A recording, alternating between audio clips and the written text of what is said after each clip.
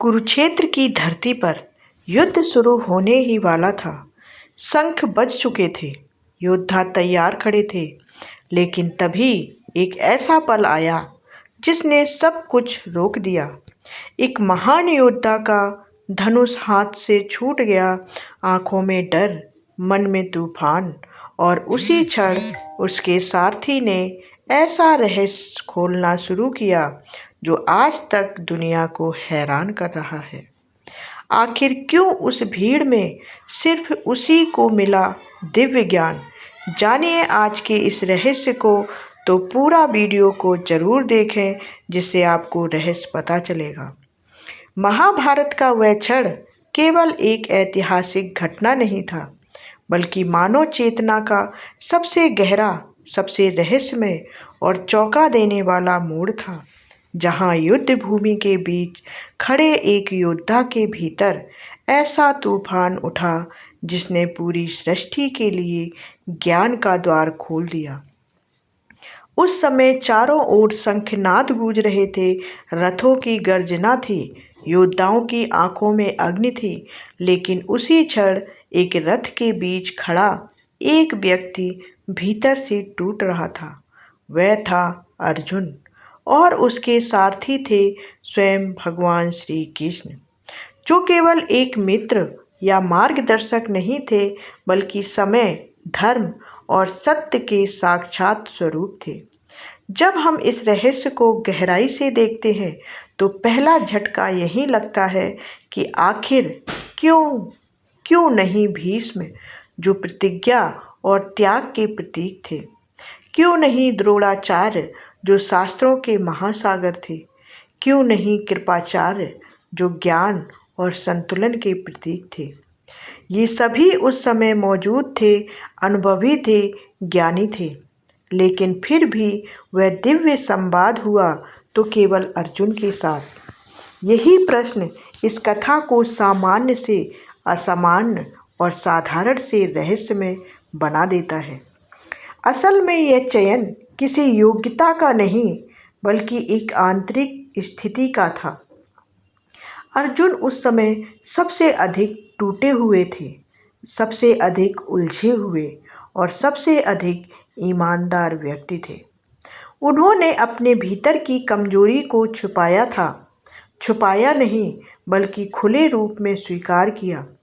उन्होंने अपने गांडीव को नीचे रख दिया।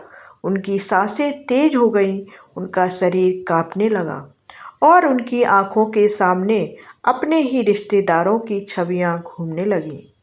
यह कोई साधारण डर नहीं था, यह एक गहरा अस्तित्व संकट था, जिसे भगवत गीता में विषाद योग कहा गया है।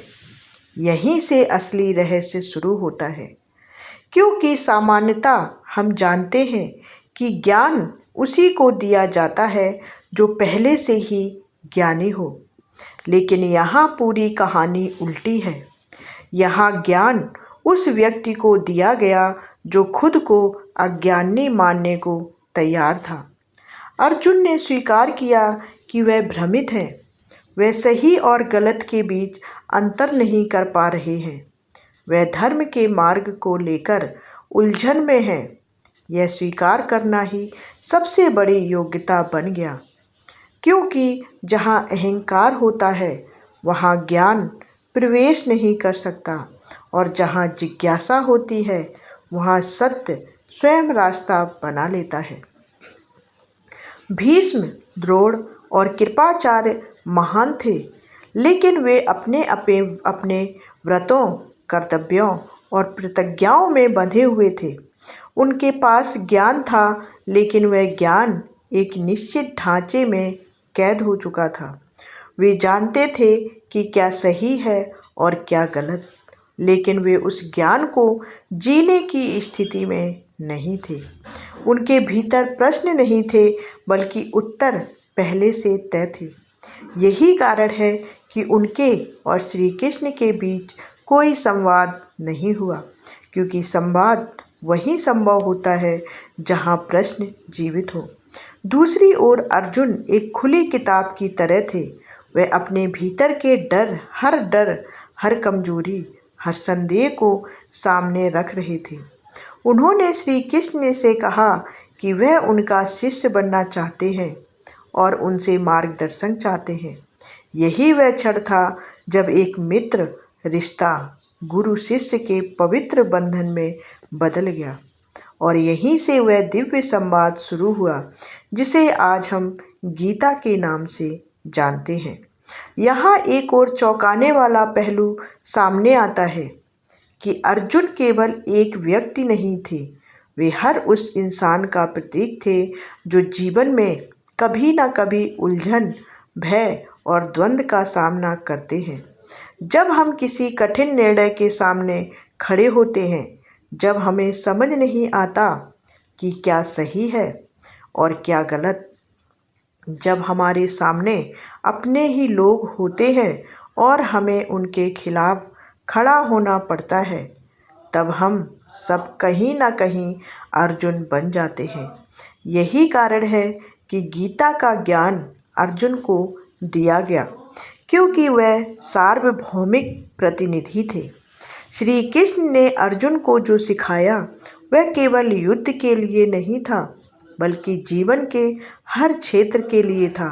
उन्होंने उसे कर्मयोग का सिद्धांत समझाया कि व्यक्ति को अपने कर्म पर ध्यान देना चाहिए, ना कि उसके फल पर। यह विचार जितना सरल लगता है उतना ही गहरा और विस्फोटक है, क्योंकि हम सभी अपने कर्म से ज़्यादा उसके परिणाम को लेकर चिंतित रहते हैं और यही चिंता हमें कमज़ोर बना देती है। अर्जुन की सबसे बड़ी विशेषता यह थी कि वह भागना नहीं चाहते थे। वह युद्ध से डर रहे थे, लेकिन वह उससे भागना नहीं चाहते थे। वह सही तरीके से लड़ना चाहते थे, सही निर्णय लेना चाहते थे। यही उसे बाकी सभी से अलग बनाता है। वे कायर नहीं थे, बल्कि एक सच्चा योद्धा थे जो अपने भीतर की लड़ाई जीतना चाहते थे। और श्री कृष्ण ने उन्हें यही सिखाया कि असली युद्ध बाहर नहीं बल्कि भीतर होता है।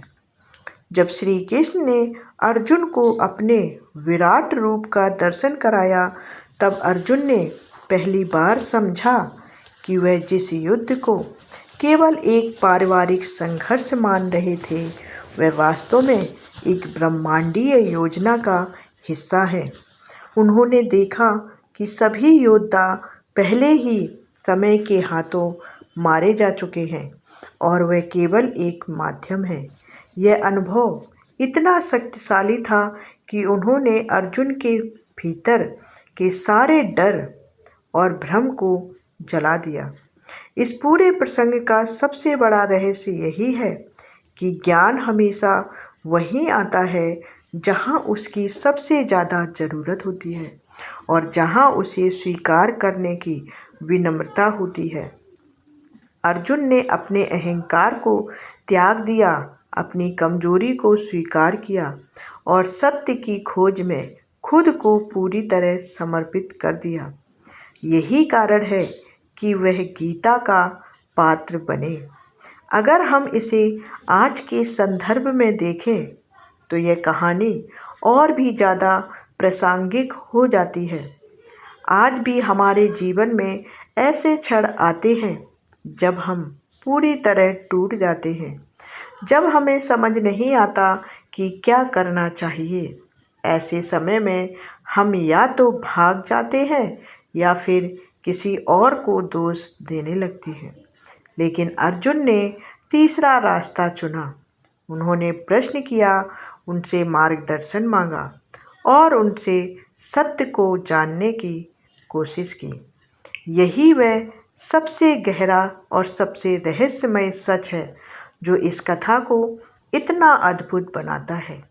यह हमें सिखाती है कि कमज़ोर होना गलत नहीं है, उलझन में होना गलत नहीं है, लेकिन उन सवालों से भागना गलत है। अगर हम अर्जुन की तरह अपने भीतर के सवालों का सामना करें तो हमें भी अपने जीवन में एक कृष्ण मिल सकते हैं जो हमें सही रास्ता दिखा सकते हैं। अंततः यह कहना गलत नहीं होगा कि गीता अर्जुन को नहीं बल्कि पूरी मानवता को दी गई थी।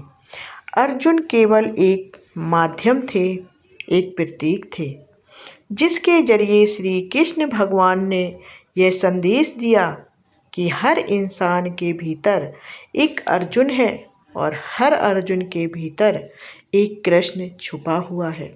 फर्क सिर्फ इतना है कि आज कौन अपने भीतर के कृष्ण की आवाज़ को सुन पाता है और कौन अपने डर और भ्रम में उलझा रह जाता है। यही महाभारत का सबसे बड़ा रहस्य है, जो आज भी उतना ही जीवित है जितना उस समय था। क्योंकि जब भी जीवन हमें किसी कुरुक्षेत्र में खड़ा करता है, जब भी हमें किसी कठिन निर्णय का सामना करना पड़ता है, तब कहीं ना कहीं वह दिव्य संवाद फिर से शुरू हो जाता है। और अगर हम ध्यान से सुने तो शायद हमें भी वही आवाज़ सुनाई दे जो अर्जुन ने सुनी थी, जो उसे अहंकार से, अंधकार से प्रकाश की ओर ले गई थी और जिसने उसे एक भ्रमित योद्धा से एक जागरूक कर्मयोगी बना दिया। अगर आपको यह रहस्यपूर्ण ज्ञान पसंद आया और ऐसी ही अद्भुत चौंकाने वाली कहानियाँ और सीख जानना चाहते हैं तो वीडियो को लाइक ज़रूर करें। अपनी राय कमेंट में ज़रूर लिखें, जिससे मुझे प्रेरणा मिलती है। और चैनल को सब्सक्राइब ज़रूर कर लें, क्योंकि यहाँ हर कहानी सिर्फ कहानी नहीं बल्कि जीवन बदलने वाला सच लेकर आती है और रहस्यमय होती है। धन्यवाद। जय श्री कृष्ण।